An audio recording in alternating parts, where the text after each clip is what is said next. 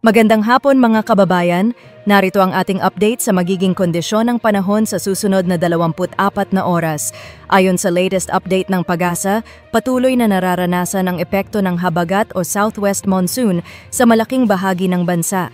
Ang mga makakapal na ulap na makikita sa satellite ay dulot ng habagat. Asahan natin ang mga pag-ulan at mataas na posibilidad ng kalat-kalat na mga kaulapan at scattered rains and thunderstorms sa Luzon, Visayas at sa hilagang bahagi ng Mindanao. Ang western section ng Luzon at Visayas ang mga pinakamaapektado ng habagat sa araw na ito. Samantala, ang iba pang bahagi ng Mindanao, particular ang southern portion, ay makakaranas ng magandang panahon. Ayon sa PAGASA, may bagong low-pressure area, LPA, sa loob ng Philippine Area of Responsibility, PAR. Nabuo ito sa silangang bahagi ng ating PAR at ayon sa pinakahuling lokasyon nito kaninang 3 a.m. ng umaga, ang LPA ay nasa layong 1,140 km silangan ng southeastern Luzon. Sa kasalukuyan, maliit pa ang posibilidad na maging isang bagyo ito sa loob ng susunod na 24 na oras.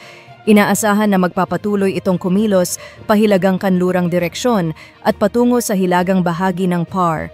Sa rainfall warnings and weather alerts, kaninang 4:30 a.m., ang mga sumusunod na rainfall warning ay na-issue sa ilang mga lugar. Orange heavy rainfall warning, northern portion ng Occidental Mindoro, kasama na ang Lubang Island. Yellow heavy rainfall warning, central portion ng Occidental Mindoro, northern portion ng Palawan, western at southern portion ng Western Visayas, pati na rin ang ilang bahagi ng Zambales at Bataan. Ibig sabihin nito, asahan natin ang mga malalakas na pag-ulan na dulot pa rin ng southwest monsoon sa mga nabanggit na lugar sa susunod na 3 oras. At sa ating weather outlook, ayon sa pinakahuling weather advisory na inisyu ng PAGASA kaninang alas 5 ng umaga, magpapatuloy ang mga pag-ulan sa mga sumusunod na lugar. Pangasinan, Zambales, Bataan, Metro Manila, Cavite, Batangas, Occidental Mindoro.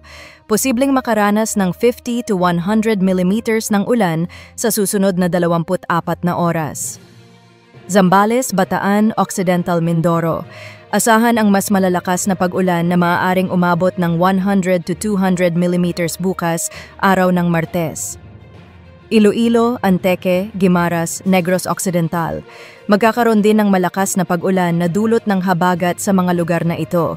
Patuloy na magiging aktibo ang habagat sa mga susunod na araw at magiging dahilan ng mas malalakas na pag-ulan sa mga nabanggit na lugar. Maging alerto at handa po tayo laban sa posibleng pagbaha at landslides, lalo na sa mga kababayan natin na malapit sa mga ilog at dalampasigan. At sa ating lagay ng karagatan, ayon sa PAGASA, wala na tayong nakataas na gale warning.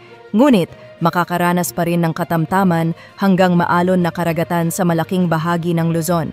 Mag-ingat po ang ating mga kababayang maglalayag. Iyan po ang ating weather update para sa araw na ito. Huwag kalimutan na mag-like, mag-share, mag-follow at mag-subscribe sa aming YouTube channel at pindutin ang notification bell para sa mga susunod na updates. Stay safe and be prepared mga kababayan.